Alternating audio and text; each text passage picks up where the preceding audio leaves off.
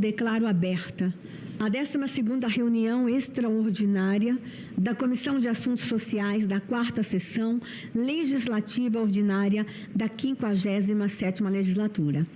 A presente reunião atende aos requerimentos número 363 de 2024, de minha autoria, para a realização de audiência pública destinada a debater sobre o uso de cigarros eletrônicos.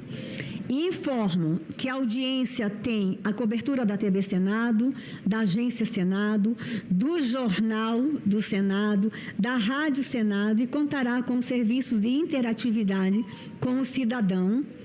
Ouvidoria através do telefone 0800 061 2211. Eu vou repetir o telefone 0800 061 2211. A ligação pode ser feita de qualquer lugar do Brasil, sem custo algum, e pelo e-Cidadania, por meio do portal do Senado, www.senado.led.br/e-Cidadania, que transmitirá ao vivo a presente reunião e possibilitará o recebimento de perguntas e comentários aos expositores via internet.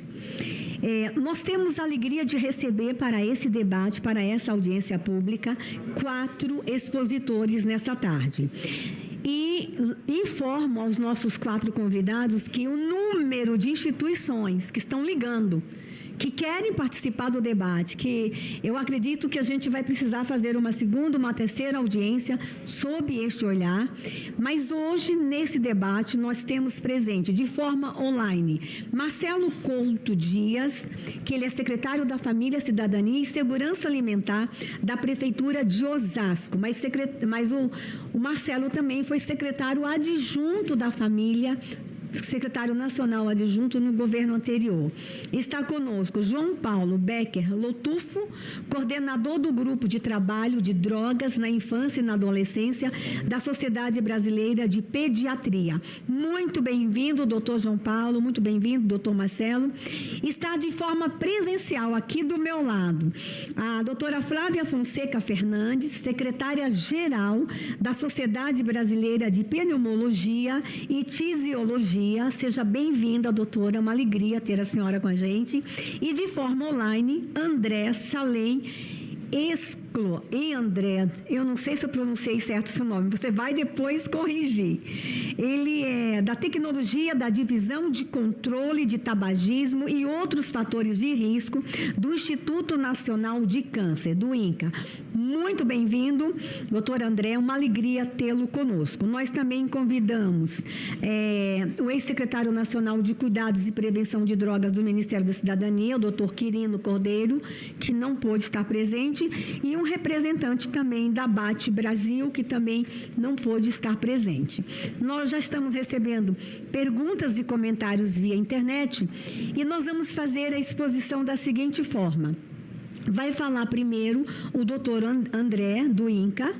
Na sequência, a gente vai ter um outro online, que será o Marcelo.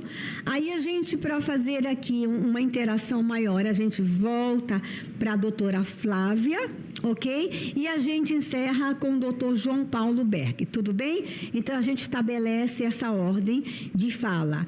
E vai ser uma alegria. Senhores expositores, senhoras e senhores, eu cumprimento as pessoas que estão aqui no plenário, devem ter ouvido que esse requerimento de audiência pública é do ano de 2024. Nós não conseguimos fazer essa audiência em 24 e a gente também não conseguiu fazer essa audiência em 25. E nós já estamos em abril? Estamos em abril, né? Abril de 26. Quando esses 2 requerimentos foram apresentados, foi exatamente com um foco diferente de tudo que estava sendo discutido e está sendo discutido aqui no Senado para a regulamentação do uso dos cigarros eletrônicos. Aconteceram já muitas audiências com esse objetivo. É possível que um dos senhores já estiveram aqui nesse debate. Mas há um pedido das famílias. Quem pediu essa audiência pública aqui e está representado isso em 2 requerimentos foram as famílias brasileiras. As famílias querem também ter espaço para falar sobre a regulamentação dos cigarros eletrônicos, a legalização do uso de cigarros eletrônicos. Porque o que está acontecendo nas audiências públicas para discutir o projeto de lei? Observe que eu não trouxe essa audiência para discutir um projeto de lei, mas para discutir o tema.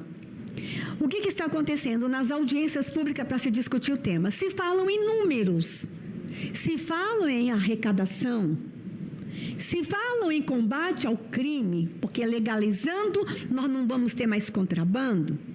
Se falam que legalizar nós vamos ter arrecadação, porque o cigarro que está entrando de forma clandestina terá que pagar. Há um outro foco. Se fala, inclusive, que a gente tem que legalizar o cigarro eletrônico, porque ele tem um dispositivo que vai afastar as pessoas do tabaco. A gente até viu a Souza Cruz aqui nessa mesa, apoiando a legalização do cigarro eletrônico, falando que isso vai afastar as pessoas do tabaco. Mas a gente também viu um lobby muito grande de quem tem interesse financeiro na legalização. Mas há uma preocupação dos pais. Os pais estão preocupados. Porque o que nós estamos vendo? Crianças de 10 anos fazendo consumo no Brasil. O que nós estamos vendo, doutores? Festinhas de adolescentes, os cigarros são servidos em bandejas.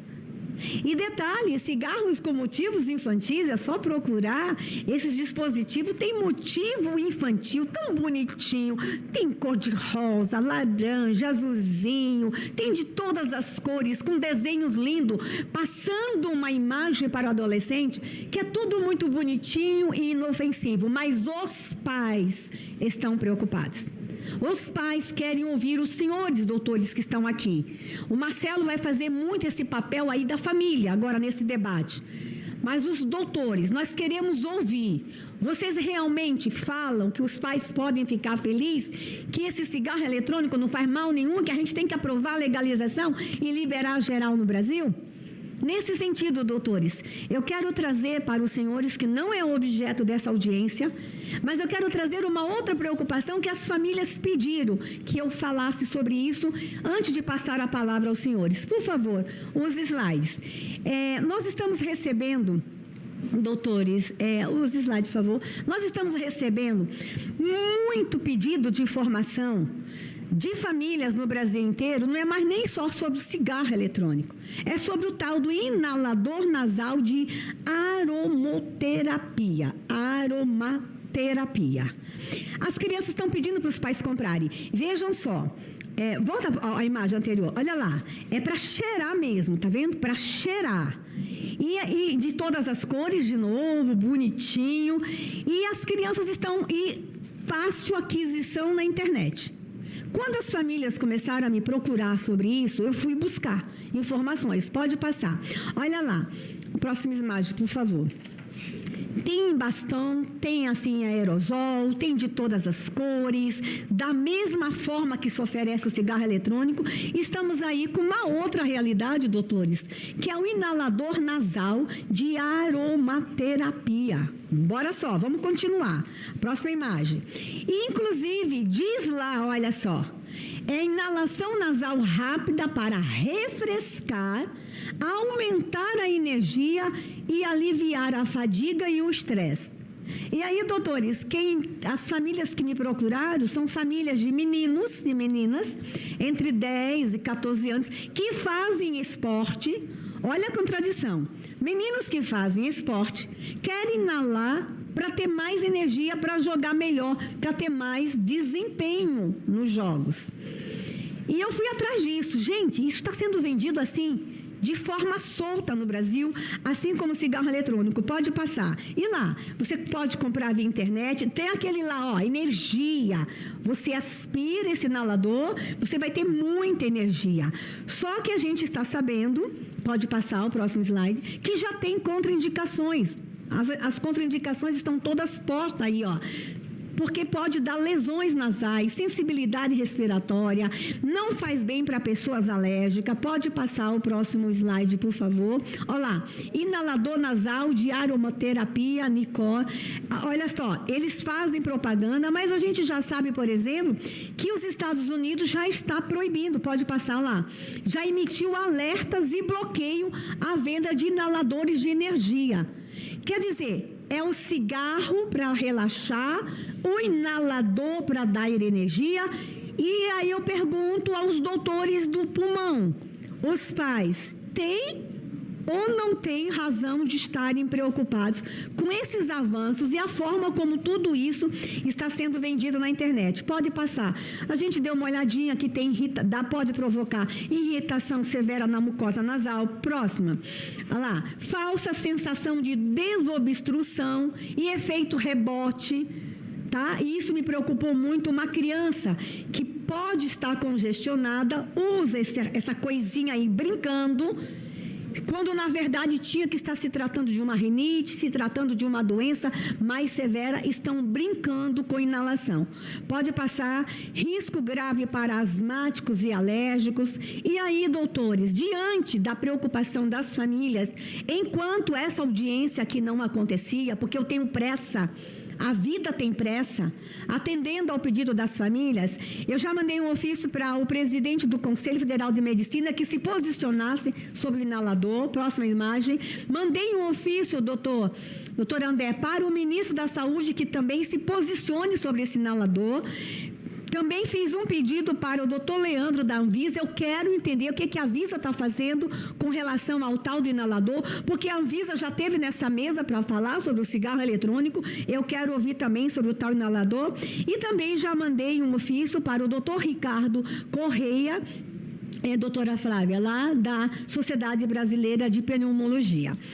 Então, doutores, entendam qual é a preocupação da senadora aqui. Entendam que eu estou falando em nome de milhares de pais no Brasil que estão manifestando a preocupação com relação ao cigarro eletrônico e agora com o tal do inalador. E queremos ouvi-los. A família brasileira precisa ser ouvida. E aí, doutora Flávia, a família brasileira que não está conseguindo conter os meninos se aproximarem da maconha, se aproximarem do crack, e elas têm como argumento a questão do crime, não vai porque é crime. Ah, mas só um pouquinho, o STF liberou, mas um pocão não pode. Agora imagine o cigarro eletrônico se ficar liberado. E a minha preocupação da propaganda do cigarro eletrônico o tempo todo online. A bebida tem regramento para publicidade. Aí o cigarro eletrônico vai ficar com a publicidade dessa forma que acontece na internet? Então, doutores, trago aqui e entendo a legítima preocupação da família brasileira. E queremos discutir. Não quero falar de dinheiro, de arrecadação, de combate ao crime. Eu quero falar da preocupação do pai, da mãe, do cuidador, do responsável, que está lá na ponta, vendo seus meninos consumirem. Agora você pode pedir, inclusive, pelo telefone, né? Delírio, você pode pedir o cigarro eletrônico. O inalador você pode de qualquer computador adquirir no Brasil. Então, fica aqui o norte dessa audiência pública. Os pais têm ou não têm motivo para estarem preocupados com os cigarros eletrônicos e agora com esse novo dispositivo, o inalador. Nesse sentido, vamos ouvir doutor André Salem, não vou repetir de novo seu nome, você se apresenta. Ele é do setor de tecnologia da divisão de controle de tabagismo e outros fatores de risco do Instituto Nacional do Câncer. Muito bem-vindo, doutor André, é um prazer recebê-lo em nossa audiência. O senhor tem 10 minutos, mas se precisar gastar um tempinho maior para completar a sua exposição, fique à vontade.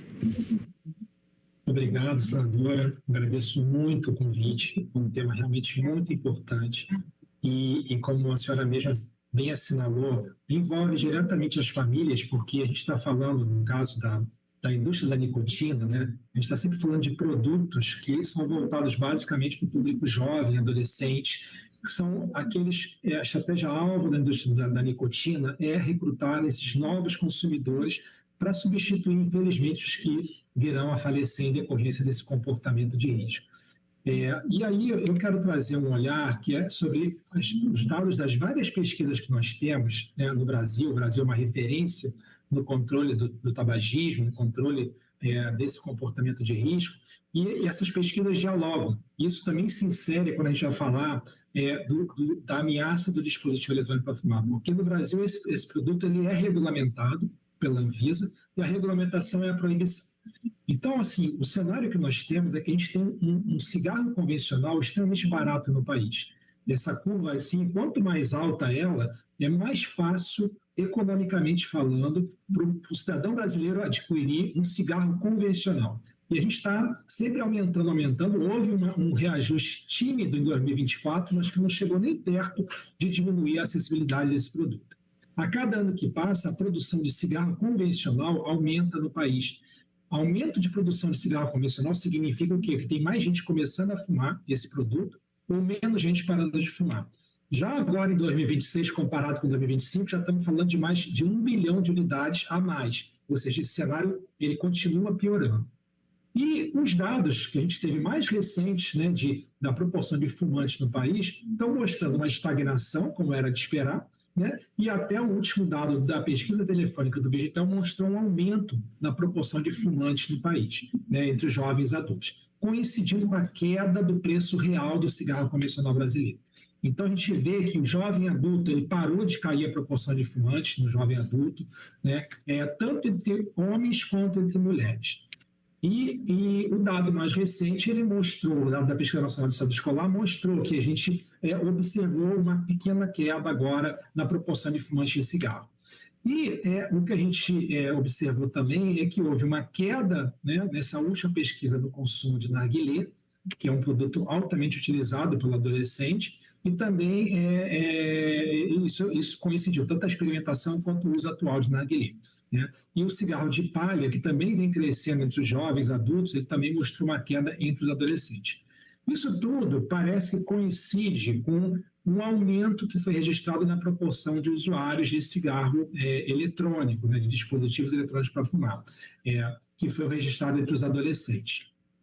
No entanto, eu queria chamar a atenção que esse preço do cigarro convencional muito barato, a própria pesquisa telefônica mostra que esse adolescente, a partir do momento que ele vai avançando nessa dependência, que ele experimenta um dispositivo eletrônico e ele começa a ter que usar de uma maneira mais intensa, diariamente, a dependência à nicotina se instala, a gente vê que inverte, né, e a proporção de fumantes de cigarro convencional entre os jovens adultos passa a ser maior do que a de dispositivo eletrônico.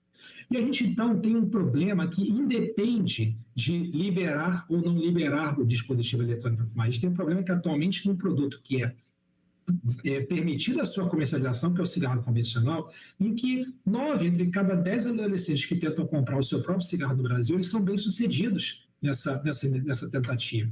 Esses produtos são vendidos, inclusive, no formato avulso, né, o que também é proibido. Então, você encontra que 9 entre cada estabelecimentos comerciais legalizados, autorizados, não é o camelô na rua, eles oferecem a compra do cigarro avulso.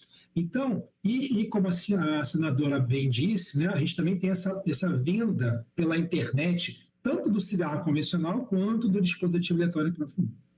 A verdade é que a indústria da nicotina, que está tão interessada em, teoricamente, proteger o adolescente brasileiro, ela é responsável por um atraso de quase 14 anos na implementação de uma resolução da Anvisa pioneira, o primeiro país no mundo que teria proibido a adição de quaisquer aditivos, de quaisquer produtos de tabaco. Ela bloqueou isso através de ações judiciais, né? E a gente observa que entre 2014 e 2020 explodiu o número de produtos registrados no país que contêm os aromas e sabores que teriam sido proibidos pela essa resolução da Anvisa. Aromas e sabores que também fazem parte dos dispositivos eletrônicos para fumar, que favorecem a iniciação, né, que atacam diretamente, né, esse adolescente, esse jovem, né, e acabam interferindo, como a senadora bem disse, né, em problemas que têm a ver, obviamente, com o desenvolvimento dessa família. Então, a gente teve uma disparada nesses registros de produtos com aditivos em função da interferência da indústria do tabaco, que também interfere em dados oficiais de contrabando, de mercado ilegal, em que ela superestima esse contrabando, né, para forçar que você não tenha aumento de preços e impostos, né, dos produtos, dos cigarros convencionais e tantas outras medidas que poderiam caminhar na redução da proporção de fumantes. O fato é que a gente está observou esse aumento na Pesquisa Nacional de Saúde Escolar, desse uso, dessa experimentação dos vapes, né, dos dispositivos eletrônicos para fumar, mas comparado com os países em que esses produtos têm a venda permitida, o Brasil tem uma situação bem diferente. O uso diário, esse uso mais contínuo desses dispositivos, ele é bem inferior quando você compara com os países onde esse produto é permitido a venda, né? Peguei ali os exemplos anteriores, tem aqui o exemplo da Nova Zelândia, em que ele é permitido, e você tem que 10%, né, ali tem uso diário desses adolescentes, e no Brasil esse número é irrisório. Também tivemos o caso da Austrália, em que disparou, né, o uso desses produtos de uso diário, e a Austrália, então, avançou em 2024 para proibir a venda desse produto para uso recreativo. Então, diante desse cenário em que o Brasil não está, né? Porque o que acontece é que a gente tem uma experimentação do dispositivo eletrônico para fumar, mas como eu coloquei bem, né? O produto do cigarro convencional tão barato, esse dispositivo eletrônico, ele entra na epidemia do tabagismo no Brasil apenas para promover, né, a iniciação de um grupo de usuários que não teriam começado na dependência da nicotina. Esse gráfico aqui ele é bem interessante, porque a gente vê como é que o perfil que está usando o cigarro convencional, basicamente na baixa escolaridade, baixa renda, ele é o oposto daquele que está usando o cigarro eletrônico. Então, a gente está trazendo um perfil de adolescentes diferente daqueles que teriam evoluído na dependência da nicotina por meio do cigarro convencional. O Levantamento Nacional de Álcool e Drogas, também, mais recente, mostrou que as meninas estão entrando nessa dependência mais do que os meninos. Isso também é algo que não acontece com o cigarro convencional. O fato é que o próprio dado da pesquisa telefônica apontou a mesma coisa, né? Um uso maior, né, de DEF entre as mulheres do que entre os homens, fazendo com que depois ela se aproximasse dessa proporção de fumantes, de produtos derivados de tabaco, semelhante aos dos meninos. Algo muito importante é que, quando a gente pega, por exemplo, jovens adultos da pesquisa telefônica do Vegetel, a grande maioria, quase 90%, ou é composto de jovens adultos que nunca tinham fumado, ou que estão fazendo uso dual. Ou seja, a gente está trazendo uma população que, na verdade, está sendo recrutada por meio do dispositivo eletrônico para fumar, né? E que depois, como eu falei, vai migrar para o cigarro convencional. Esse é um perigo muito sério, porque quando o uso dual, a literatura mostra que você aumenta, né, o risco de várias doenças, como doenças cardiovasculares, disfunção metabólica, doenças pulmonares, doenças bucais, acima do uso, né, de quem está usando apenas o cigarro convencional, ou então quem está usando cigarro eletrônico e não está usando nenhum outro produto derivado do tabaco. Algo que agride diretamente, né, o seio, o âmago das famílias, como é um dos assuntos importantes nessa audiência. A gente já tinha assinalado isso ano passado com uma pesquisa que foi publicada, é que as mulheres grávidas, as meninas grávidas, elas estão usando, ou estão experimentando os dispositivos eletrônicos para fumar numa proporção muito maior do que as mulheres não grávidas. 60 segundos. Isso é importante porque vai ao encontro desse discurso da redução de danos, né, que a indústria do tabaco promove. Então, a menina acaba que ela experimenta esse dispositivo, ela engravida e ela permanece ainda usando esse dispositivo eletrônico para fumar, uma parte delas, nessa lógica da redução de danos. E a gente sabe que há uma literatura que também mostra que o uso dual, ou o uso, né, o uso de cigarro, né, convencional, aumenta uma série de chances, de risco de desenvolver desfechos materno-infantis. Então, por exemplo, os dados da última pesquisa da Vigitel também mostraram que a gente sabe que o uso diário do dispositivo eletrônico para fumar no Brasil ele é bem menor do que naqueles países onde é regulamentado a venda, né? Mas você vê que as mulheres grávidas elas estão usando mais diariamente do que as mulheres não grávidas. Então, isso, como eu falei, é a lógica de um novo perfil que está sendo recrutado para a dependência da nicotina e particularmente nessa lógica da redução de danos que é falaciosa porque ela não acontece, né? Para vários desfechos o risco é igual, né? Ou se é menor, não é os 95% menor, como diz a indústria do tabaco. Então, a gente tem uma experimentação elevadíssima também entre as meninas, né, as mulheres grávidas, da faixa de 18 a 24 anos, e o fato é que, quando você olha a proporção de fumantes, de 18 a 24 anos, as mulheres grávidas estão até com uma proporção maior do que as mulheres não grávidas. Ou seja, o efeito de você experimentar esse DEF, usar esse DEF, e depois, quando a pressão econômica aparece, você vai usar de forma dual, né, com o cigarro convencional, vai migrar totalmente para o cigarro convencional. A experimentação de dispositivo eletrônico para fumar já tem muitos dados na literatura que mostram que ela está associada a um risco maior de você, então, iniciar também no cigarro industrializado ou no narguilé. Os dados da Pesquisa Nacional de Saúde Escolar mostraram isso, que é quase 4 vezes maior a proporção de uso de narguilé ou de cigarro industrializado entre quem está experimentando o dispositivo eletrônico para fumar versus quem não está experimentando. E o próprio último dado do Vigitel também apontou exatamente isso, que aqueles que estavam usando cigarro convencional atualmente tinha uma proporção que era quase o triplo, né, de experimentação de cigarro eletrônico, mostrando que esse produto, entre os jovens e adolescentes brasileiros, ele tem um efeito sinergético, né, que potencializa o problema da epidemia do nicotinismo no Brasil.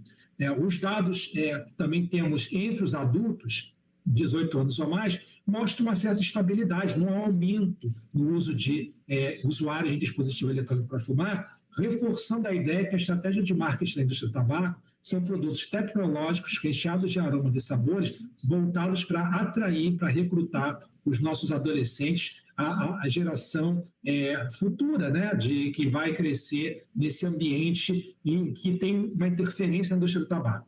É muito importante a gente reforçar também que a gente tem os dados econômicos, né? Então, essa estratégia de marketing do tabaco, essa interferência na política pública, essa interferência no desenvolvimento sustentável do país, das famílias, ele tem um custo do país, né? E a gente tem como estimar isso em publicação, inclusive, do Instituto Nacional de Câncer, do Ministério da Saúde, que foi apresentado ano passado, inclusive em datas celebrativas, que a gente mostrou que para cada R$1 que a indústria do tabaco usa em estratégias para estimular a iniciação de jovens e adolescentes na dependência da nicotina, o país gasta o quíntuplo o custo direto e indireto das doenças relacionadas a esse comportamento de risco. A tal arrecadação, que é dita como algo importante, e é um dos motivos que ela quer mudar a regulamentação atual, ou seja, passar de proibição total para liberar a venda, para cada R$1 arrecadado em impostos federais com a venda de cigarros legais atualmente, o país gasta quase o triplo com custos diretos e indiretos. Então, essa conta não fecha, a gente vai estar sempre de uma maneira desvantajosa com relação do ponto de vista econômico, porque a epidemia de tabagismo no Brasil, ela causa atualmente quase 177 mil mortes, né, aproximadamente, anuais, e um custo direto e indireto da ordem de 160 bilhões de reais por ano. Então, essa audiência, né, esse tema da família, ele tem a ver com desenvolvimento sustentável, e para a gente atingir isso, a gente tem que, obviamente, caminhar no sentido de implementar medidas voltadas para a redução da iniciação e para o estímulo da cessação. As perdas causadas pelo tabagismo são enormes e as pessoas que morrem, né, que infelizmente que adoecem, que vêm a falecer em função desse comportamento de risco, são substituídos por novos consumidores adolescentes, né, por meio do cigarro convencional, mas agora também a indústria do tabaco quer fazer isso por meio dos vapes, dos dispositivos eletrônicos para fumar. E a gente, então, tem que cada vez mais reforçar as medidas de prevenção e controle do tabaco, né, para a gente acabar com esse ciclo perverso de morte e novos recrutamentos. Agradeço muito a atenção.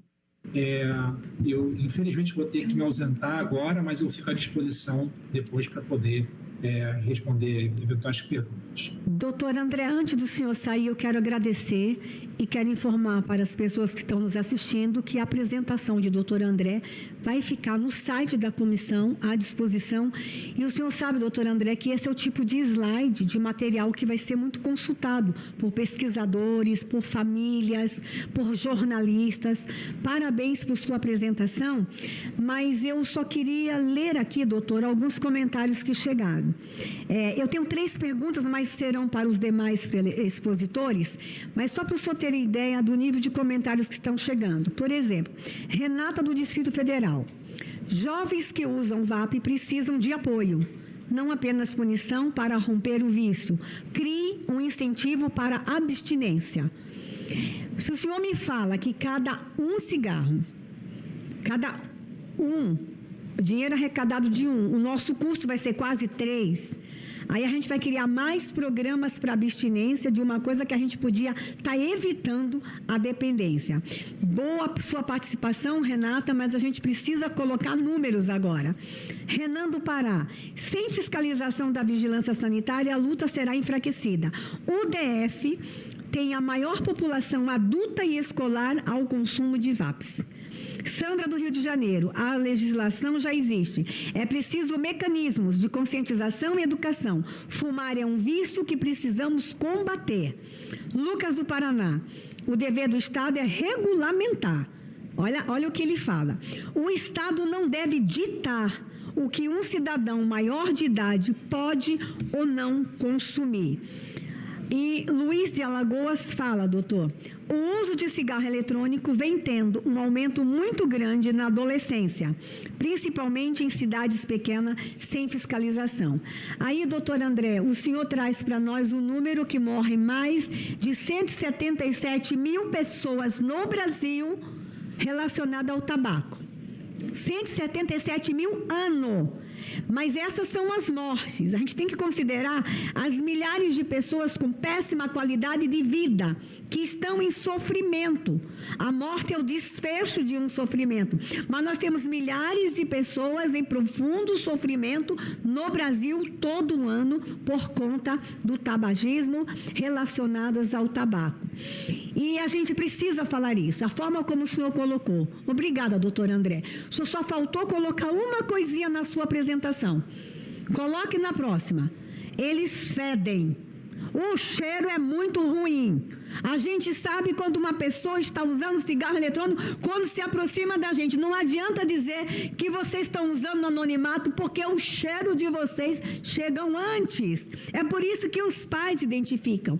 Então, doutor André, se o cheiro sai pelos poros, ao ponto de a gente entrar no elevador, saber que alguém que usa VAP acabou de sair do elevador, se está saindo pelos poros, o que está dentro deste pulmão? É isso que os pais no Brasil estão perguntando. O Estado realmente não pode ditar comportamento. Mas é esse mesmo Estado que não pode ditar que vai ter a conta lá no final, depois, para arcar com internação, com medicação, com um hospital, com um médico.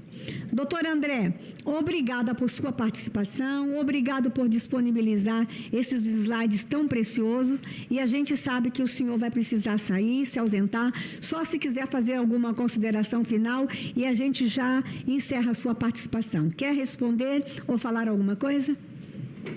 Eu agradeço enormemente as colaborações, os comentários, e eu acho que eu vou ficar depois à disposição para poder responder com mais tranquilidade. Obrigada, doutor André. Na sequência, vamos ouvir agora o doutor Marcelo Couto Dias, secretário da Família, Cidadania e Segurança Alimentar da Prefeitura de Osasco, e ele é especialista em políticas públicas para famílias. Doutor Marcelo, é uma honra recebê-lo nessa audiência. 10 minutos para a sua exposição. Muito obrigado, senadora Damares, pelo convite. Agradeço também a toda a equipe que organizou, está organizando este evento, essa oportunidade de reflexão de um tema tão relevante para a população brasileira e, como foi mencionado pela senadora na abertura, um tema que tem preocupado muito as famílias, né? Então é importante a gente olhar sob essa perspectiva das famílias. E quando a gente vê os dados atuais sobre o uso, a gente vê uma prevalência grande entre adolescentes, né? Então, mais de 1 em cada 10 adolescentes, 11,4% para sermos mais precisos, referiram ter consumido esses cigarros eletrônicos, esses dispositivos eletrônicos de fumar, em algum momento da vida, enquanto essa prevalência entre adultos é de 8,6%, ou seja, nós estamos falando de um fenômeno que atinge mais os adolescentes. E aqui entra o ponto, né, o interesse e, ao mesmo tempo, a responsabilidade das famílias dentro dessa temática, porque nós estamos falando da saúde de adolescentes, né? Como diz a Constituição Federal, no artigo 227, né, é dever da família, da sociedade e do Estado garantir, assegurar com absoluta prioridade os direitos da criança, do adolescente e do jovem, entre os quais está a saúde, né? Então, há uma responsabilidade compartilhada da família com a sociedade e o Estado de garantir a saúde da criança, do adolescente e do jovem. Nós estamos falando de uma questão, então, de um problema que tem impactos grandes sobre a saúde, que serão mais bem detalhados nas próximas 2 apresentações, né, que trarão aspectos mais específicos de saúde, mas a gente está falando, então, de um direito básico dos adolescentes, né, dessa prevalência. Então, um outro fenômeno também, e aqui eu estou me referindo aos dados do 3º Levantamento Nacional de Álcool e Drogas, o LENAD. Os dados eles já mostram para a gente, já trouxeram, foi a primeira vez que o LENAD trouxe esses dados sobre os dispositivos eletrônicos. Ele mostra que a conversão da experimentação para o uso atual dos dispositivos eletrônicos para fumar revela um padrão preocupante. Então, mais da metade das pessoas, né, 63,6% daqueles que experimentaram, né, isso significa aproximadamente 9% da população, mantiveram o uso após a experimentação. Isso é um problema sério, ou seja, as pessoas falam, experimentar, só que há uma alta taxa de conversão da experimentação no uso frequente, né? Que é o uso problemático, né, dessas substâncias. Então, e aqui, mais uma vez, entre os adolescentes, a situação é mais complexa, chegando a quase 80% a taxa de conversão da experimentação e uso atual, enquanto na média, né, da população, 63,6% dos que experimentaram passam a usar com frequência os dispositivos, entre os adolescentes essa taxa é de quase 80%, ou seja, praticamente 3 em cada 4, né, mais de 3 em cada 4 adolescentes que experimentam relatam usos posteriores, né? Então se convertem em usuários. Então esse é um problema muito sério, né, e que atinge de forma muito específica os adolescentes. E aqui então nasce uma questão de uma preocupação muito grande das famílias, que são os responsáveis diretos e imediatos por esses adolescentes, né, pelos atos, pelos comportamentos, também pela saúde, pelos impactos e pelas repercussões que esse uso terá ao longo da vida desses indivíduos.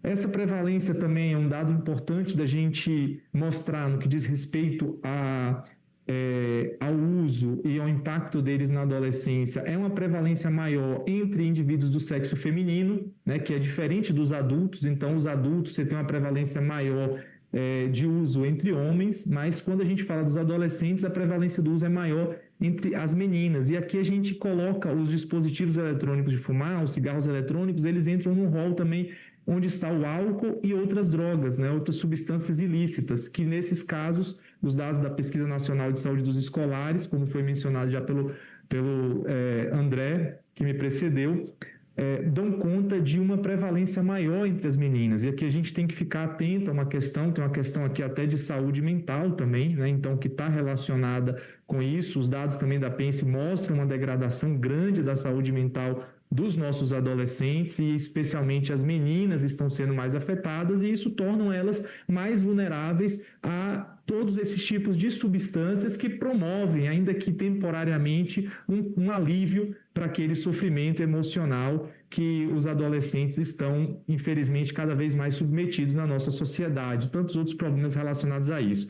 Então, há uma prevalência também maior entre meninas, e aqui os dados, só para vocês saberem, né, até para que as famílias entendam um pouco disso aqui. A gente tem um consumo ao longo da vida, né, entre adolescentes, as meninas, 12,3% das meninas já consumiram em algum momento, enquanto os meninos são 10,6%. Quando a gente vai pensar o consumo no último ano, 9,8% das meninas relataram ter consumido, enquanto 7,7% dos meninos. E o consumo no último mês, né, um consumo imediato, mais próximo ali, de aproximadamente 5% entre meninas e 2,61% entre os meninos. Então, a gente está bem consolidado esses dados de que o uso, né, dos dispositivos eletrônicos para fumar, os cigarros eletrônicos, atinge mais os adolescentes do que os adultos, e entre os adolescentes atinge mais as meninas do que os meninos, né? Então, a gente tem uma situação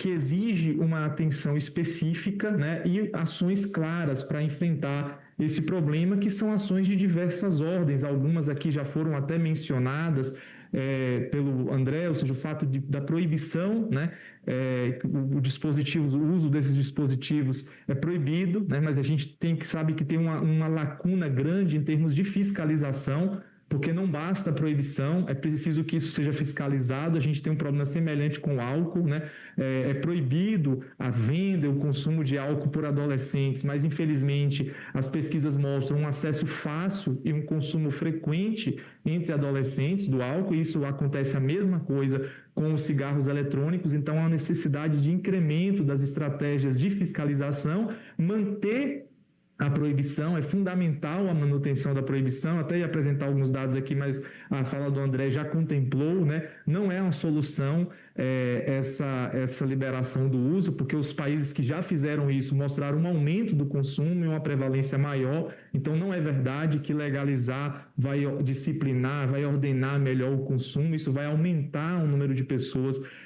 submetidas aos problemas relacionados ao consumo desses dispositivos, à utilização desses dispositivos. Então, não vou me deter sobre esse tema. Acho que a apresentação do André já deixou isso bastante claro, mas há uma necessidade de fiscalização dessa legislação. Então, os dispositivos são proibidos no Brasil, mas infelizmente eles são muito consumidos. A gente pode passar pela rua e não é preciso andar muito para ver alguma pessoa, adulto ou adolescente, utilizando. Então, é um problema sério do Brasil, né, que as legislações não são cumpridas, a fiscalização é muito frágil muitas vezes. Aqui a gente tem aquela expressão de que a lei tem que pegar, né, uma coisa absurda, porque lei é lei, né, mas no Brasil não basta ter a lei, ela ainda precisa depois pegar, né, e aqui a gente está vendo que essa proibição dos dispositivos eletrônicos, dos cigarros eletrônicos, está muito longe de pegar. Então há uma necessidade de uma atuação firme do Estado na fiscalização desse consumo. Como a senadora mencionou, é muito frequente ver isso em festas, né? Em festas de adolescentes com um uso aberto, né? Então há uma necessidade de pensar isso, né? Então a gente tem um dado, o Lenad também mostrou que de 1 a cada 20 brasileiros, aproximadamente um pouco mais de 5%, relatam o uso frequente, cotidiano desses dispositivos, ou seja, estão usando sempre ou quase sempre, né? Então tem uma escala lá que a Lenad 60 segundos. Nessa escala, então eles apresentam algumas possibilidades, né?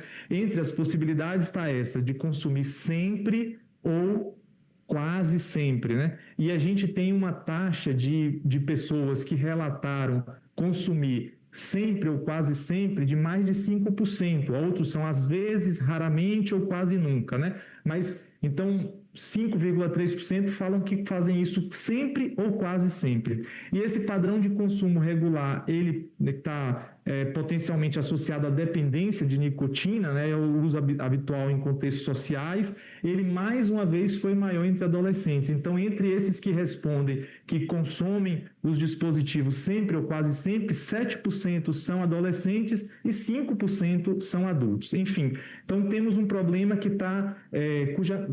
que tem uma necessidade muito específica de ação no que diz respeito à vida dos adolescentes. E aqui, então, eu queria falar só algumas recomendações que eu acho que são importantes para contemplar essas preocupações que as famílias relatam, né, que as famílias trazem sobre esse tema. Então, acho que a primeira coisa reduzir o acesso a isso, né? É muito necessário. Isso tem a ver com, em primeiro lugar, ampliar a fiscalização sobre essas vendas online, né? E pontos de venda e outros produtos disso, né? Acho que isso é muito importante, né?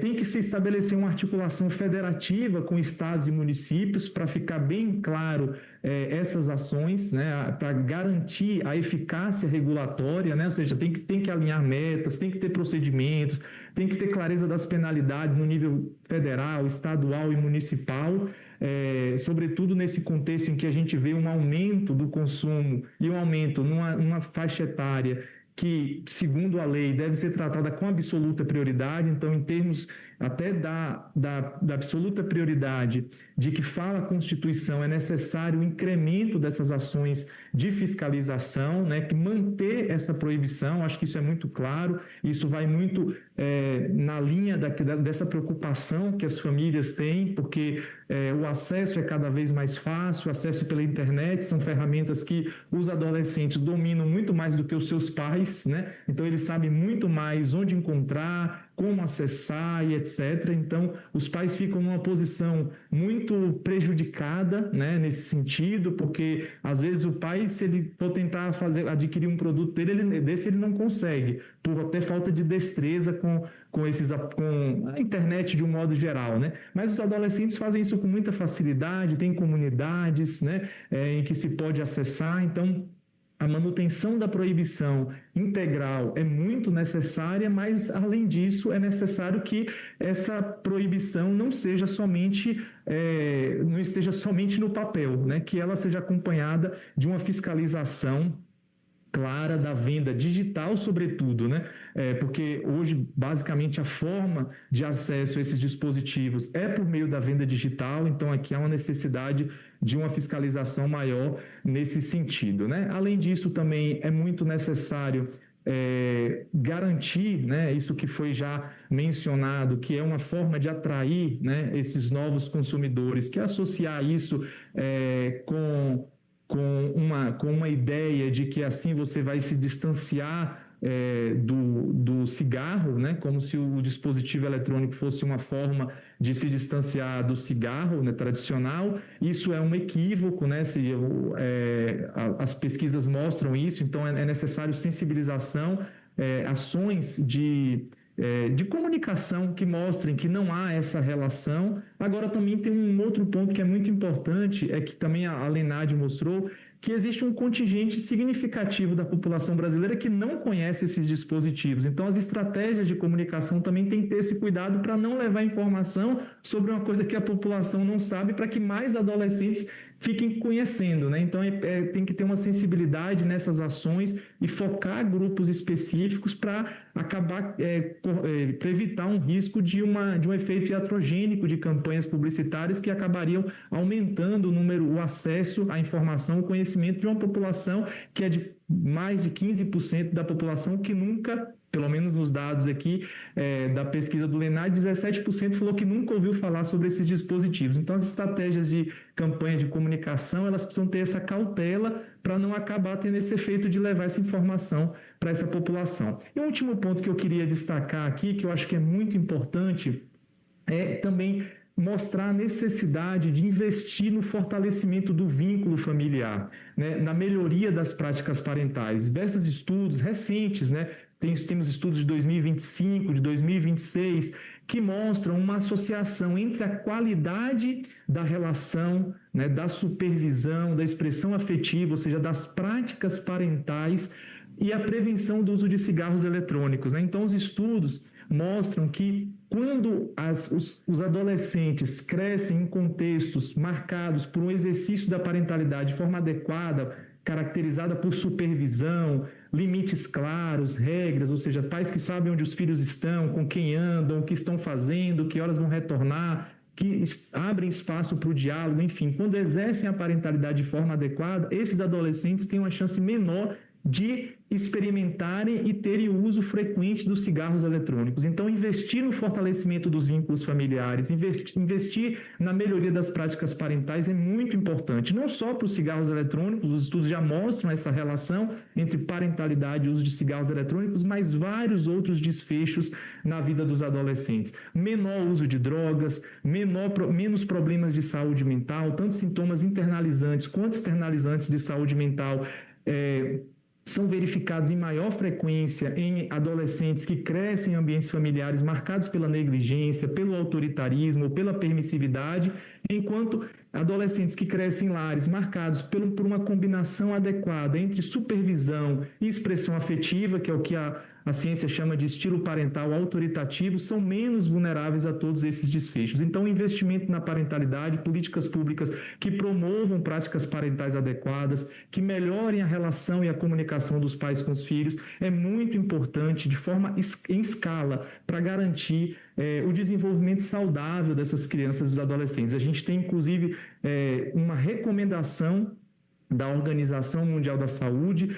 Então, foi publicada em 2021 essa recomendação, que justamente fala que programas e intervenções parentais baseados em evidências são uma forma escalável e econômica de apoiar pais e cuidadores e prevenirem abusos, negligência, diversidades na infância, mas também contribuírem para a saúde mental, para o bem-estar e para reduzir os comportamentos de risco ao longo da vida, entre os quais está o uso de álcool e outras drogas e também dos cigarros eletrônicos. Então, aproveito essa oportunidade aqui, esse é um trabalho que a gente tem realizado aqui na Prefeitura 60 de Osasco, segundos.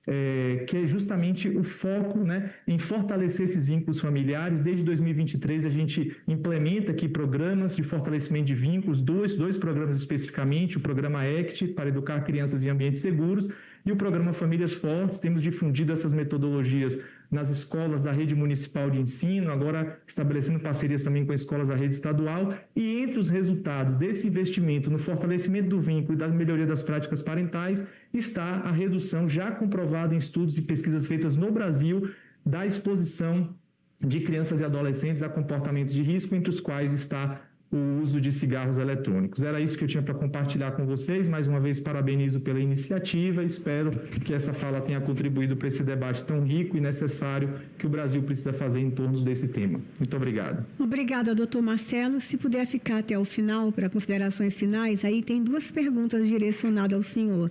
Leonardo, do Distrito Federal, diz o seguinte: a normalização desse tipo de comportamento, baixa coerção social e ausência de punição dos responsáveis não ajudam?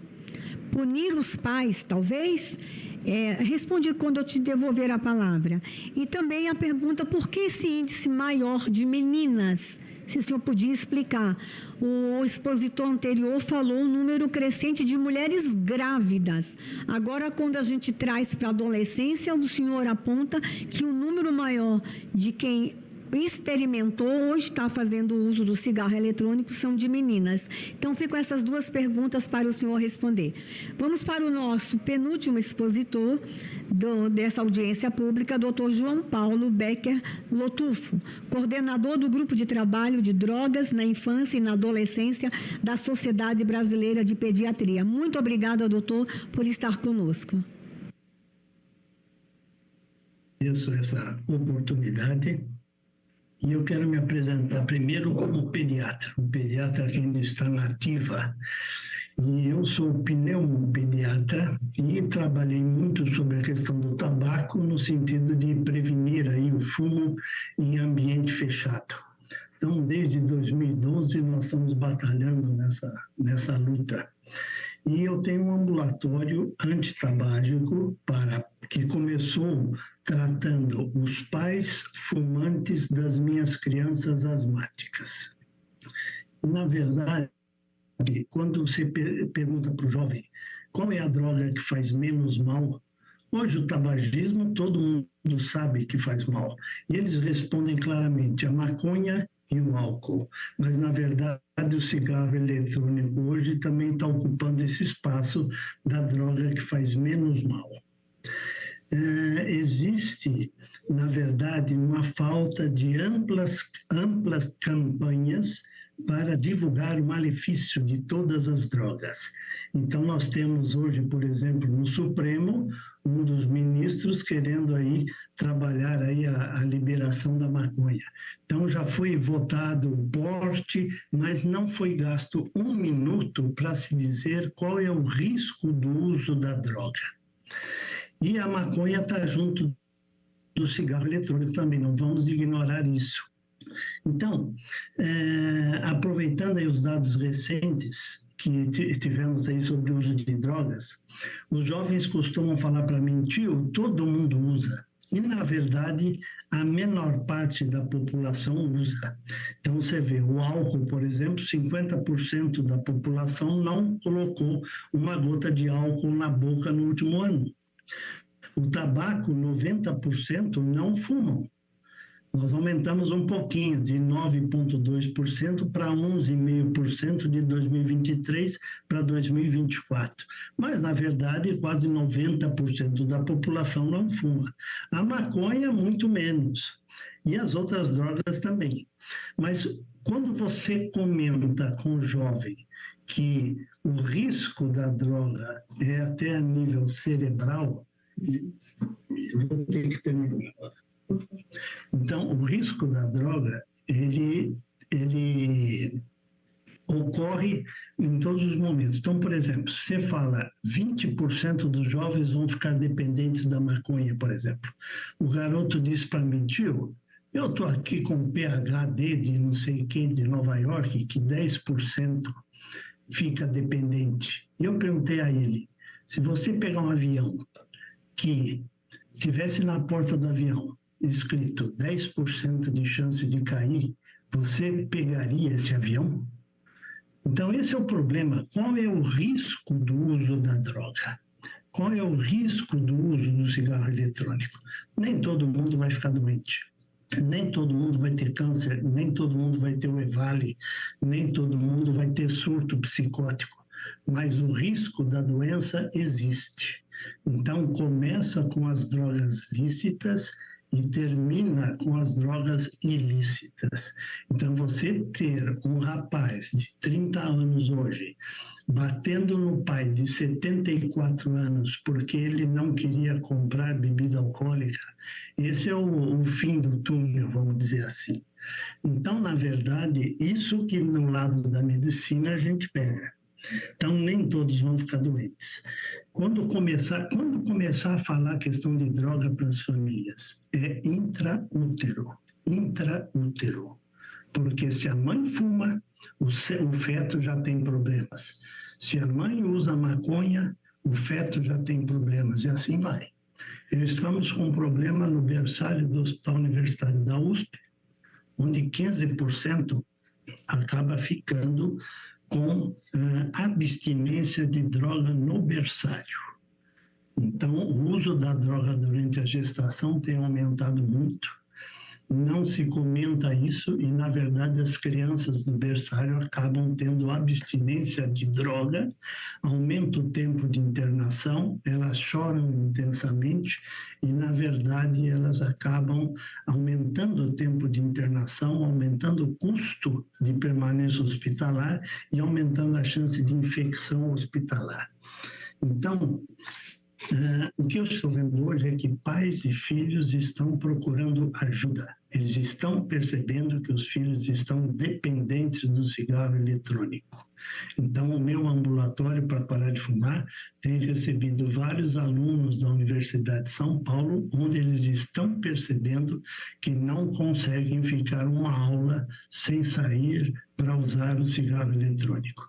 Cigarro eletrônico tem 5 vezes mais nicotina, vicia mais e as doenças estão aparecendo mais precocemente.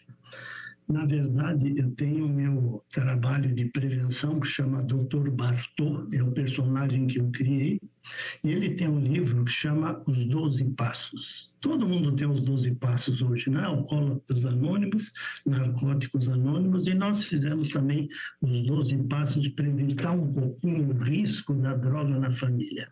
E quais são eles?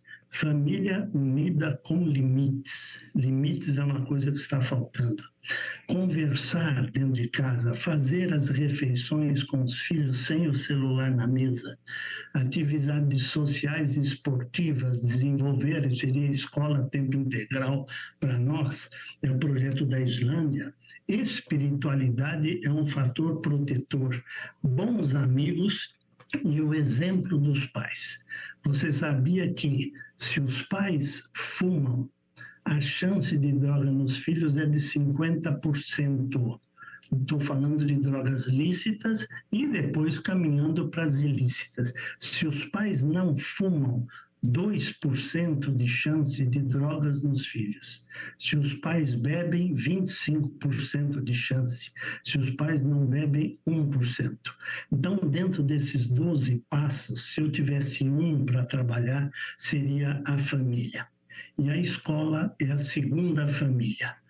O nosso projeto é um projeto nas escolas, um projeto contínuo, que a gente não consegue ter uma verba pública para impactar, mas nós temos municípios que estão trabalhando. O município de Pompeia, vou estar lá no sábado, mês que vem Erechim, no Rio Grande do Sul, Santa Cruz do Rio Pardo e vários outros.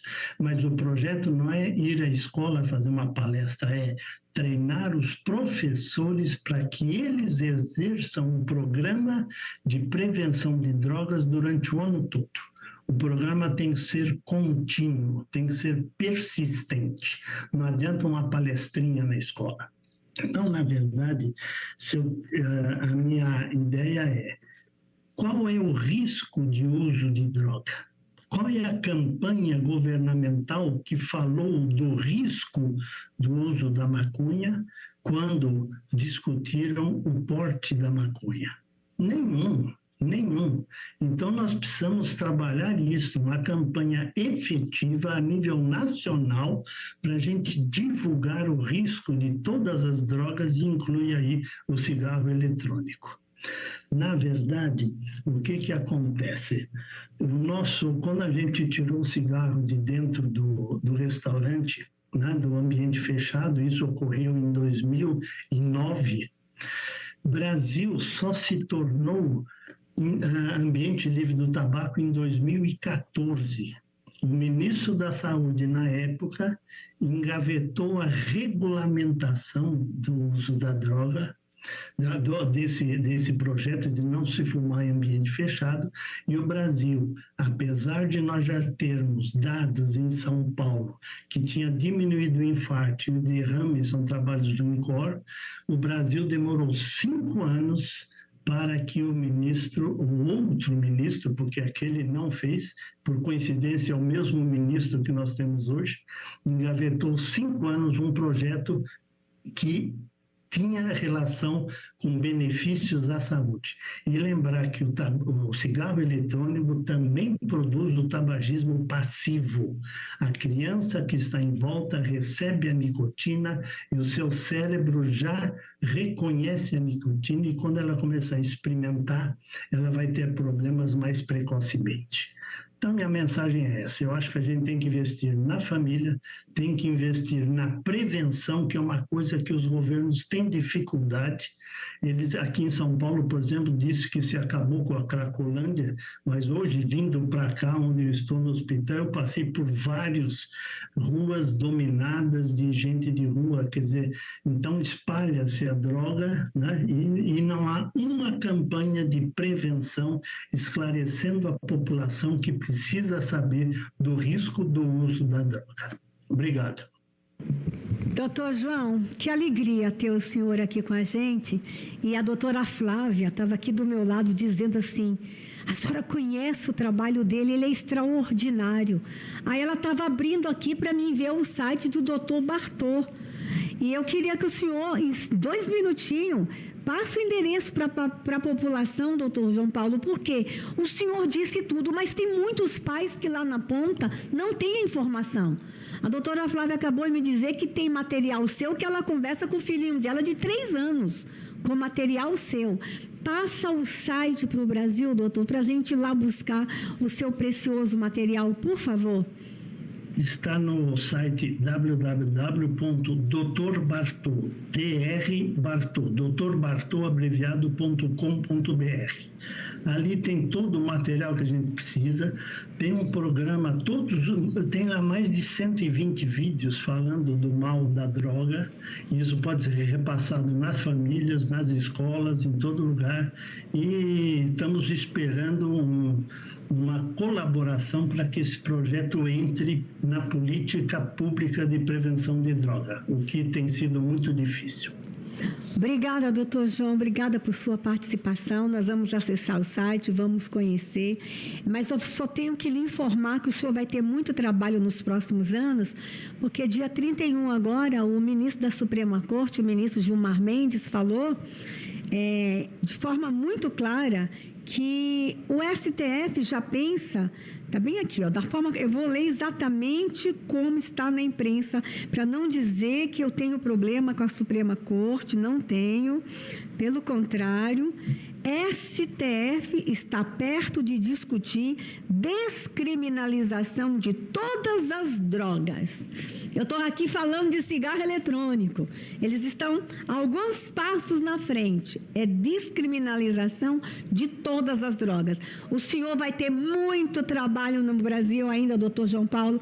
Que Deus lhe dê saúde, energia, disposição, como pediatra, para ajudar as famílias brasileiras a enfrentar a dependência. E o senhor disse algo extremamente interessante. As crianças dependentes, o uso passivo, quem está ao lado de quem usa o cigarro eletrônico também está usando cigarro eletrônico. Então, por favor, não use cigarro eletrônico perto de mim. Nem perto de criança, nem perto de grávidas. Por favor, que você se tranque numa sala se quiser, use seu cigarro eletrônico, mas não façam crianças como usuários passivos do cigarro eletrônico. Obrigada, doutor João Paulo, Deus o abençoe. Nós vamos ouvir agora a doutora Flávia Fonseca Fernandes, secretária-geral da Sociedade Brasileira de Pneumologia e Tisiologia. Só que você vai começar de forma diferente. Arthur do Pará pergunta o seguinte: por que não integrar o programa Saúde na Escola com mutirões de espirometria para alertar sobre danos precoces? Então, essa pergunta já fica aí, responde ao longo de sua fala no início, mas muito obrigado por estar presente, doutora, muito obrigada. Você tem seus 10 minutos. Doutor João Paulo, se precisar sair, a gente fica imaginando a agenda de um pediatra numa tarde como essa, o senhor também fica à vontade. Doutora Flávia. Muito obrigada, senadora, pelo convite. Boa tarde a todos. É um prazer para a gente estar aqui. É uma tarefa super difícil falar depois do Dr. João Paulo e de tantos outros colegas que trouxeram para a gente dados, experiências, uma expertise sobre cigarro eletrônico. Então, eu vou tentar, assim, eu preparei alguns slides e eu vou tentar selecionar para falar um pouquinho mais daquilo que às vezes a gente não comentou tanto ainda. Esses são meus conflitos de interesse. Eu acho que o maior conflito de interesse que eu teria que falar para essa publicação é que eu sou uma médica pneumologista e que, por ser pneumologista, eu convivo com várias pessoas que têm doenças respiratórias. Eu cuido delas, eu cuido dessas famílias e eu acompanho o sofrimento delas, muitas vezes décadas depois do consumo de qualquer coisa que acabou auxiliando, propiciando a uma doença surgir.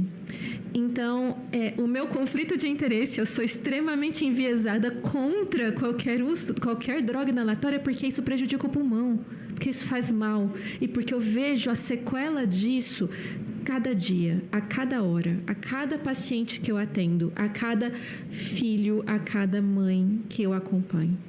Então, eu tenho um enorme conflito de interesse. Se eu parecer tendenciosa, eu vou tentar falar o que a ciência fala, mas se eu parecer tendenciosa, é porque muitas vezes, quando eu vejo um artigo científico, nós médicos, a gente não vê só o artigo científico. A gente lembra daquela pessoa, aquelas pessoas que a gente acompanha no consultório. Então, esse é o meu grandíssimo conflito de interesse aqui. Essa é uma imagem, é um esquema meio que clássico e eu só vou colocar ele aqui para que ninguém se faça de desentendido sobre o que são cigarros eletrônicos. Cigarros eletrônicos, eles são líquidos que contêm uma mistureba de coisas, entre elas, na imensa maioria das vezes, nicotina, e esses líquidos são aquecidos, viram um tipo de vapor, e esse vapor que ele é inalado, ele distribui a nicotina, e não só a nicotina, como trocentas outras substâncias.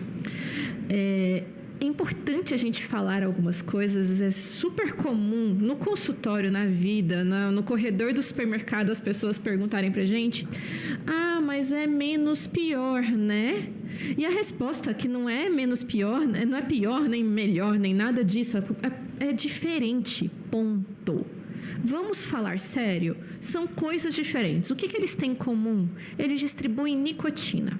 Certo? Isso eles realmente têm em comum. O cigarro tradicional, o palheiro, o que quer que seja, nicotina. O vape também tem nicotina, ok. Mas, quando a gente para olhar, o cigarro de maço que a pessoa compra, ele tem mais de 1000 substâncias diferentes ali. Tem um monte de substâncias diferentes que estão ali ou que vão se formando à medida que acontece a combustão. No líquidozinho do vape, é a mesma coisa, só que são substâncias diferentes, muitas vezes. Ou às vezes são as mesmas substâncias que são formadas, mas que são formadas via outros compostos. Então, as quantidades são diferentes. Isso não faz ser melhor ou pior. Por exemplo, para muitos cancerígenos, sim, substâncias que claramente são associadas a câncer, oncogênicos, substâncias que modificam o DNA da célula, elas estão muito mais presentes na degradação do líquidozinho do vape do que no cigarro tradicional. Isso não faz o cigarro tradicional ser melhor. Vamos deixar muito claro, os dois são ruins, os dois são péssimos, os dois são drogas, os dois fazem mal e nenhum dos dois deve ser consumido em hipótese alguma. E esse é um esquema muito simplificado de como nós temos os danos à saúde relacionados ao uso de cigarros eletrônicos. É muito fácil a gente pensar nos danos respiratórios, né? Eu estou inalando alguma coisa que está indo lá para o pulmão, então o pulmão vai ficar meio machucado. Tudo bem, é isso mesmo, machuca o pulmão. Machuca o pulmão, às vezes, de uma forma que a maioria das pessoas nem imagina, porque não é uma lesão, não é queimar o pulmão, não é isso. A questão é que eu estou inalando substâncias tóxicas, e essas substâncias tóxicas, elas atuam na superfície do pulmão, alterando a forma como eu tenho uma resposta imune, alterando, às vezes, a forma como o meu pulmão reage quando eu inalo o restante das coisas que estão no ar. Então, eu afeto o pulmão mais do que só fazendo uma queimadura no meu pulmão. Eu, sim, estou predispondo o meu pulmão a ter uma doença pulmonar obstrutiva crônica, a ter DPOC, a ter enfisema. Sim, eu posso predispor a ter crises de asma, hiperreatividade brônquica, mas eu também altero a imunidade do meu pulmão, a forma como o meu pulmão responde ao ambiente ao meu redor. Isso pode prejudicar de uma forma muito importante. Não só ele altera a imunidade do meu pulmão, como de todo o meu corpo. E isso faz com que eu esteja suscetível a alguns tipos de doenças que eu não estaria se fosse de outra forma. Além disso, o risco cardiovascular é uma coisa muito legal, porque quando começou essa história do vape, muita gente apresentava como uma redução de danos, como não vai ter os efeitos cardiovasculares que a gente vê muito frequentemente vinculado ao cigarro tradicional. E hoje a gente entende que não é assim, que eu tenho sim dano vascular, que eu tenho sim as minhas artérias, elas tendo um envelhecimento muito precoce. E aí, ao invés de eu ter isso numa pessoa com 50 anos, eu tenho isso numa pessoa de 15, 20. Então, eu tenho danos. É que, às vezes, para eu poder ver um infarto, um derrame, eu preciso de décadas. E nós temos pouco tempo ainda de exposição. Mas essa conta vai chegar. Nós temos evidências claras do dano cardiovascular associado aos cigarros eletrônicos. E aí eu queria chamar a atenção para um ponto que foi comentado pelo Marcelo, que é a questão dos danos na saúde mental. Esse aqui é um esqueminha que foi cedido pelo Dr. Túlio, que é um dos nossos diretores da Sociedade Brasileira de Pneumologia e Fisiologia, que fala sobre como a nicotina funciona. Então, a nicotina, ela se liga em alguns receptores cerebrais e elas agem liberando dopamina. Dopamina na região do cérebro que dá bem-estar. É por isso que a pessoa se sente plena. Ela está feliz. Ela está realizada naquele momento. Ela está cheia de dopamina. O que acontece é que essa liberação de dopamina não está acontecendo porque você acabou de completar uma maratona, você correu 10 quilômetros, ou não é porque você conquistou o seu diploma na faculdade, ou não é porque você pela primeira vez conseguiu ficar de pé e chegar na cozinha quando você tem 1 ano de idade. A liberação de dopamina não é por alguma conquista que você teve, não é pela nota boa que você tirou na escola. Não, a liberação de dopamina é artificial, é por um puff. E o que acontece? Quando eu começo a fazer isso e fazer isso, fazer isso, eu começo a ter um monte de dopamina no meu cérebro que é liberada por coisas que não são reais. Não é por uma conquista minha, não é porque eu fiz o gol no meu jogo da faculdade. É porque eu estou fumando aquele cigarro. E isso faz com que os meus receptores cerebrais peguem e estejam acostumados com muita dopamina. O que me leva a quando eu tenho uma conquista de verdade, quando eu vou lá e tiro um 10 na minha prova da escola, a dopamina que libera não vai ser o bastante, porque nenhuma dopamina consegue se fazer tanta... Nenhuma dopamina é produzida de quantidade igual a nicotina produz. E 2, é que eu quero sempre a dopamina. Então, como é que eu não consigo isso? A minha nota da escola não é o bastante. Então, o que eu vou lá? Eu pego meu vape de novo, e de novo, e de novo, e de novo. E assim eu construo viciados. E assim eu construo as pessoas que estão presas no vape. E no cigarro, a mesma coisa no cigarro. O vape ainda tem um agravante que não é muito falado. O vape, no liquidozinho do vape, eu não tenho a nicotina da forma do tabaco, que é lá da folha do tabaco. Não tenho essa nicotina. Eu tenho uma nicotina manufaturada, uma nicotina industrializada. Eu tenho sais de nicotina. Esse sais de nicotina, ele não tem o gosto ruim da nicotina, então é mais fácil fumar ele. E ele se vincula de uma forma mais forte, ele altera os meus neurotransmissores de um jeito mais intenso, ele acaba liberando mais dopamina. Ai, que susto! Ele acaba liberando mais dopamina. E aí, quando ele libera mais dopamina, eu quero mais dopamina, eu quero mais e mais e mais dopamina. Então, eu acabo fazendo mais fácil esse ciclo vicioso da adição. Eu quis falar isso aqui tudo, porque no adolescente eu tenho mais um agravante. O cérebro está em formação até os 25 anos de idade, o que significa que tem pouco tempo que meu cérebro acabou de se desenvolver completamente, entendeu, gente? Eu também. Então, nós somos aqui pessoas novinhas, o cérebro acabou de se formar completamente. Mas quando eu ainda estou em formação, se eu tenho todo esse estímulo, é pior. Por quê? Porque eu faço uma alteração no cérebro que ela acaba ficando irreversível. Então, os danos que eu tenho a longo prazo, quando eu tenho essa exposição durante a infância e adolescência, é pior do que na vida adulta. Não que todo mundo aqui, eu acho que tem mais de 25, ninguém aqui deve sair fumando. Mas quando a gente começa a pensar nas nossas crianças, nos nossos adolescentes, nos meus primos, eu tenho que pensar que é sobre isso. E eu não estou afetando só a dopamina, eu estou afetando a memória, eu estou afetando a minha capacidade de reagir às situações adversas. A gente sabe que as crianças e os adolescentes que usam vape, eles têm uma maior chance de terem ansiedade, depressão e ideação suicida. Então, se a gente não atua nesse momento, a gente está expondo a nossa geração a um grande risco de saúde mental. E esses são os vapes. Bonitinho. São lindos, gente. Eu queria vapes para colocar na papelaria, né? Bonitinhos demais. As crianças também acham isso, os adolescentes também acham isso. Mas eles são extremamente perigosos. Olha tudo que a gente falou. É surreal, isso está disfarçado de produtos de papelaria. E eles são feitos assim, porque eles são feitos para atrair as crianças e os jovens. Eles são feitos para levar as crianças e os jovens para o vício. Por quê? Porque a indústria quer continuar ganhando dinheiro. Porque no fim das contas é sobre isso, é sobre dinheiro. E eles estão colocando em risco os nossos filhos, os nossos netos, os nossos familiares por dinheiro. Com os cigarros eletrônicos, o que a gente está fazendo é traçando um caminho para uma nova geração de usuários de tabaco. Porque a geração anterior foi dos fumantes. Foi dos fumantes que eram igual o meu avô que fumava. O meu avô fumava por quê? Provavelmente porque ele viu a propaganda do cara de Hollywood, que fumava. E era o homem e a mulher muito bonito, muito jovem, que tinha muito dinheiro e muito poder.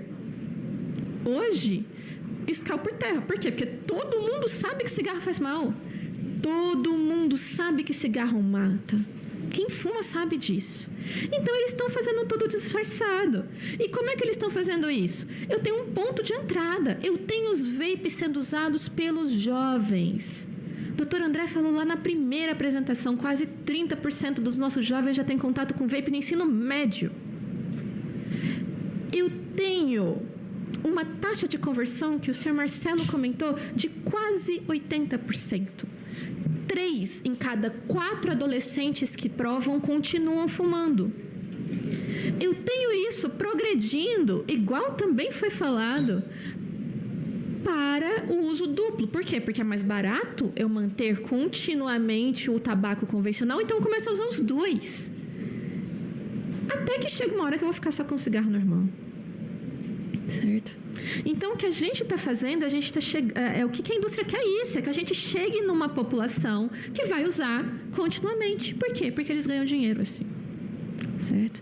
Então, o que eu queria concluir, ultrapassando poucos meus 10, mas menos que 15 minutos, é falando que a gente tem um problema. Os jovens são os focos e se a gente não faz nada, eles vão entrar nessa, porque jovem acha legal usar o inalador. Gente, vamos parar um pouquinho, ser racional. A questão dos inaladores que você comentou no começo, senadora. Alguém acha uma boa ideia enfiar qualquer coisa dentro do nariz para sentir um cheiro? Gente, desculpa, isso não é uma boa ideia.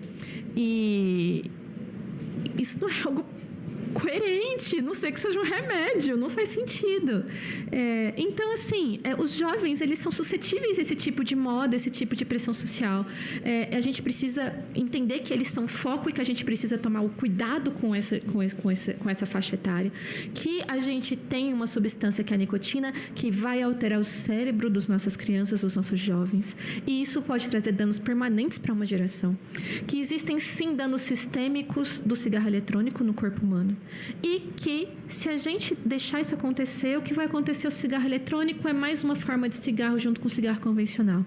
E que nós temos uma grave ameaça, uma ameaça que está documentada em artigos científicos de forma super clara, à saúde da nossa população, em especial da nossa juventude. Muito obrigada. Uau! Doutora Flávia, muito obrigada. As famílias que estão nos assistindo, faça o recorte dessa fala dela. Mostre nas igrejas, mostre nas escolas, mostre para os professores. Vamos atrás do material do doutor Bartô. Vamos, gente, informação salva, informação liberta. Vamos compartilhar informação. Doutora Flávia, muito obrigada por sua participação. Assim, a pergunta do Arthur, por que não integrar o programa Saúde na escola com mutirões de espirometria? Explica o que é a espirometria para alertar sobre os danos precoces. Desculpa, Arthur, desculpa, senadora, eu comecei a falar e esqueci. A espirometria é um exame que a gente vê como o pulmão está funcionando. Então, é um exame de sopro. A pergunta, Arthur, é ótima. Por que não integrar o programa Saúde na escola com mutirão de espirometria e com atividades para ensinar sobre o risco de uso de drogas de uma forma geral inaladas? É uma excelente pergunta. Nós estamos à disposição do Ministério da Saúde, porque eu acho que é uma ótima forma de integrar com o programa Saúde na escola. Nós podemos, inclusive, falar não só sobre prevenção de uso de drogas inalatórias, como também a gente pode fazer diagnóstico precoce de doenças respiratórias, a asma sendo super prevalente em crianças, uma doença tratável que tem uma morbidade muito elevada e que a gente pode, então, juntar as coisas e cuidar da saúde das nossas escolares. Eu acho que é uma excelente ideia, Arthur. Eu acho que é uma coisa para a gente mandar para o Ministério da Saúde e falar: oi, Ministério, estamos aqui junto com o Ministério da Educação para a gente pode sim fazer essa parceria. Obrigada, doutora Flávia. Doutor Marcelo, para considerações finais e a gente já encerrar a nossa audiência, 3 minutos. E se puder responder a pergunta que eu te fiz.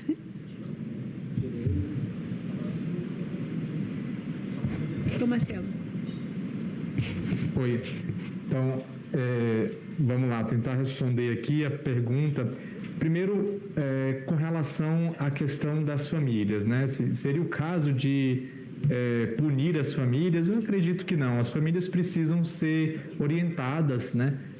Em como que elas podem melhorar essa interação, essa comunicação com os filhos e quais as repercussões disso para a vida, né? Então, eu acredito que o principal ponto aqui não é uma questão de punição, mas uma questão de orientação, né? Eu acho que os programas de orientação parental, eles cumprem esse papel. Eu acho que é muito importante que as escolas, sobretudo agora com esses dados que a Pesquisa Nacional de Saúde dos Escolares trouxe para nós, né, que já é uma série histórica, a gente já tem a PENSE desde 2009 e agora vimos os últimos dados aqui publicados neste ano, né?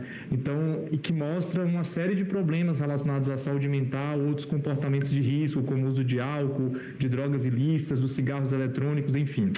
E o que a gente sabe é que a qualidade da interação da família é um fator de risco ou um fator de proteção para isso. Então, eu acho que o primeiro ponto é esse, investir no fortalecimento dos vínculos familiares como uma prevenção universal. E quanto melhor a relação dos pais com os filhos, quanto maior a supervisão dos pais, menor a chance dos filhos terem esse problema. Eu acredito que a maioria, isso os dados mostram também, né? As pessoas sabem dos problemas associados ao tabaco, mas muitas vezes os pais, sobretudo na adolescência, estão distantes dos seus filhos, né? Não sabem onde eles estão, o que eles estão fazendo, com quem eles andam, como eles estão se sentindo, e essa aproximação, esse fortalecimento de vínculo é muito importante. Então, acredito que é necessário investir no fortalecimento dos vínculos familiares por meio de medidas eficazes, né? O Dr. Bartô deu o exemplo aqui das iniciativas que ele realiza, né? E a gente também tem um exemplo aqui, como eu falei, dos programas que são implementados nas escolas para melhorar este vínculo, para aumentar, para melhorar a parentalidade, melhorar a supervisão e melhorar a expressão afetiva, aumentar a exigência e a responsividade, né? A expressão 60 do afeto, segundos. Mas também associado a isso, né? Melhorar o desenvolvimento das crianças de um modo geral, porque muitas vezes os pais não têm clareza do impacto que as suas atitudes têm na vida dos filhos. É muito comum, é até um senso comum, que os adolescentes não se importam com o que os pais fazem, com o que os pais falam, mas isso não é verdade. Os estudos mostram, por exemplo, com relação ao consumo de álcool e drogas, que a posição dos pais, as atitudes dos pais influenciam mais a decisão de comportamento dos adolescentes do que as decisões dos colegas, dos pares. Então, a gente tem esse senso comum que os estudos desmistificam, que é, sim, muito importante a atitude e as ideias que os pais têm sobre isso. Claro que não é suficiente. E com relação à questão das meninas, né? É um tema ainda para ser muito estudado, mas eu acredito que está associado com a questão da saúde mental. A gente tem um quadro maior de meninas com problemas de saúde mental, e aqui a gente tem a questão das telas, que é um outro tema muito importante, relevante, que inclusive foi uma discussão sobre isso, foi iniciado no governo federal na gestão anterior, no Ministério da Mulher, Família e Direitos Humanos, então comandado pela ministra Damares, hoje senadora, sobre a questão do uso das tecnologias, que agora esse tema se expandiu aí, tem uma lei sobre isso, mas o que a gente sabe é que os meninos são muito afetados, né, pela questão dos jogos e da pornografia, enquanto as meninas são muito afetadas nas redes sociais, e das principais repercussões é os transtornos de ansiedade e depressão. Então, isso está associado ao consumo de substâncias, ao consumo do álcool. Então, a gente tem verificado maior consumo de álcool e drogas ilícitas entre meninas, mais do que os meninos, e eu acredito que o fator da saúde mental esteja associado com isso. Então, a necessidade grande de pensar ações de prevenção e de uma prevenção universal, e essas estratégias de prevenção passam pelo fortalecimento das famílias. Muito obrigado. Obrigada, doutor Marcelo. Doutora Flávia, quer ainda os seus 3 minutos de agradecimentos, considerações finais? Acho que eu não vou gastar Não vou gastar os 3 minutos, eu quero agradecer a participação do público. Eu entendo que esse é um ponto, é um tema que as pessoas têm muitas dúvidas, muitas curiosidades. Então, é um prazer para a gente, como sociedade, estar aqui, fazer parte desse debate. Nós estamos à disposição, eu falo representando o Dr. Ricardo Amorim, que é o nosso presidente, nós estamos à disposição para discutir, para trabalharmos juntos. Nós já temos a parceria com algumas secretarias de saúde do Distrito Federal é uma que trabalha muito junto com a gente para trabalharmos nas escolas, para trabalharmos nas formações dos professores. Nós estamos sempre abertos a fazer o que for possível para preservar a saúde respiratória da nossa população. Então, contem conosco. É um prazer a gente estar aqui colaborando.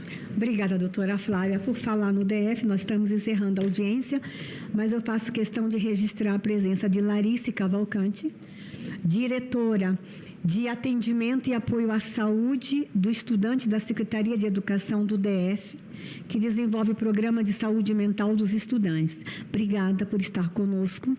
E aí eu quero, para a gente encerrar, me dirigir às famílias do Distrito Federal.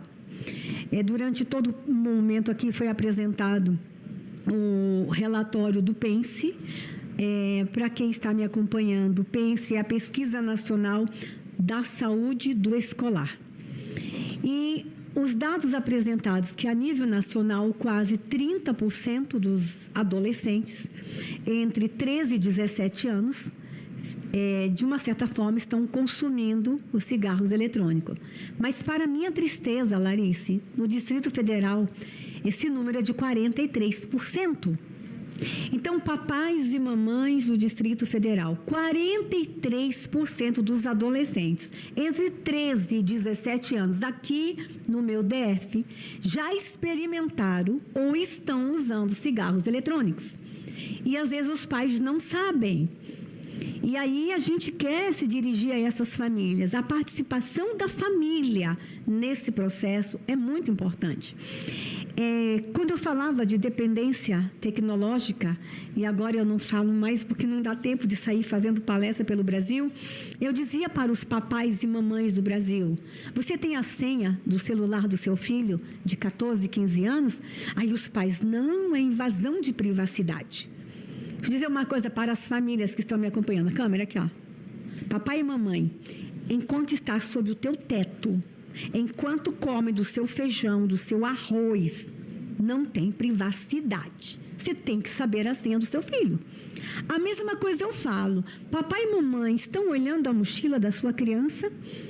Será que não tem um cigarrinho eletrônico ali disfarçado de uma canetinha porque alguém o seduziu porque é muito bonito? A doutora Flávia acabou de dizer, e o doutor Marcelo também disse, que experimentou de cada 4, a doutora Flávia, que experimenta, 3 permanece usando. Por que correr um risco, pai e mãe? Depois de tudo que a gente viu aqui, por que correr o risco? Então, a minha preocupação, Larice, com o nosso DF, 43% dos adolescentes entrevistados estão dizendo que já experimentaram ou estão usando cigarros eletrônicos. E sabe por quê? Para alguém ficar mais rico. Desculpa, os senadores que são a favor da regulamentação. O que está envolvido aqui é dinheiro. Doutora Flávia foi muito corajosa em dizer, é dinheiro. Alguém quer ficar rico em cima de nossas crianças, adolescentes, em cima dos nossos jovens, causando dependência química. E abrindo a porta para a nicotina. Daqui a pouco o tabaco volta com força no Brasil. Essa é a previsão. E estranhamente, empresas que produzem cigarros estão a favor do cigarro eletrônico. Estranho, né? Já estão vendo o futuro, que mais gente vai estar dependendo do tabaco lá na frente. Deixa eu dizer uma coisa, tudo é dinheiro. Tudo é dinheiro. Sigam o rastro do dinheiro que vocês terão as respostas. Eu agradeço a coragem de todos os expositores que vieram aqui falar pelas famílias brasileiras.